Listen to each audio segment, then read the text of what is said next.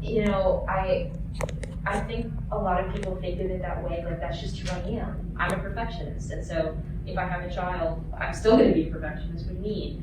Or not even, like, maybe you don't even have that label in your brain. You just think, I want what's best for them. Like, I know they can do a lot, and I want them to be able to do that.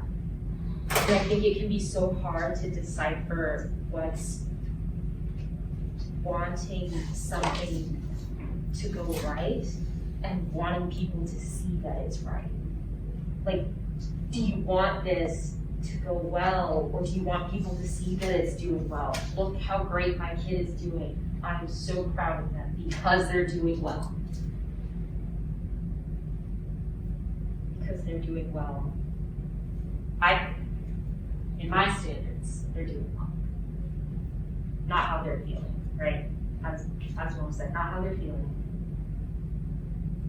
That sort of painting over everything and then putting just your goals on top of your kid is something that I think happens a lot without even noticing. And so being able to think, you know, when I think about my kid as a person, what do I think about? Like, do I think, you know, I hear a lot of parents describe their kids as like, oh yeah, they're a good kid, followed by they do great in school. Mm-hmm. Saying those two things go together. They're a good person, they're a good child, they do great in school. Never in my life have I heard they're a good kid, they don't do great in school. Or they're kind of like an okay kid, they do great in school. I've never heard it be anything else. So the conflations that you make for your standards, even if you understand your child's potential, even if you think that this is what they're so good at though, and they could really have a great life with this though, because I wanted those things when I was their age and I want them to be able to have it now. Kids, like, as young as I remember being, I could see all of that. And my mom and I are similar in terms of the things that we have an affinity for. So even more so, in my brain, I'm just like, why can't I just be like my mom then? Let me just do everything she does, and I will be just fine. I will get it. Never mind the fact that we have 1,000,000,001 differences between the types of people we are and the lives we've had and how we deal with those things.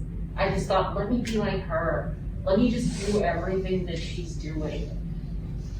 And I was so, like, I thought, I was disappointed in myself, and so I thought she was disappointed in me. And I'm like, I'm failing my mother. And so, those kinds of putting the two together of like, what you want and what you think they can do, I think a lot of times those are perfectionism just hidden behind wanting someone to reach their potential. Like, really, when you say reach their potential in what? Why? If they want to reach their potential in something, are they not gonna, work towards that? You want them to be great at this thing? Why? Like, really? Even the idea of someone reaching their potential, like, the more I think about it, the more I'm skeptical.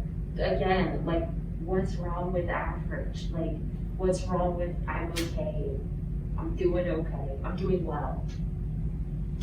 Don't have to be doing great all the time. Nobody's doing great all the time.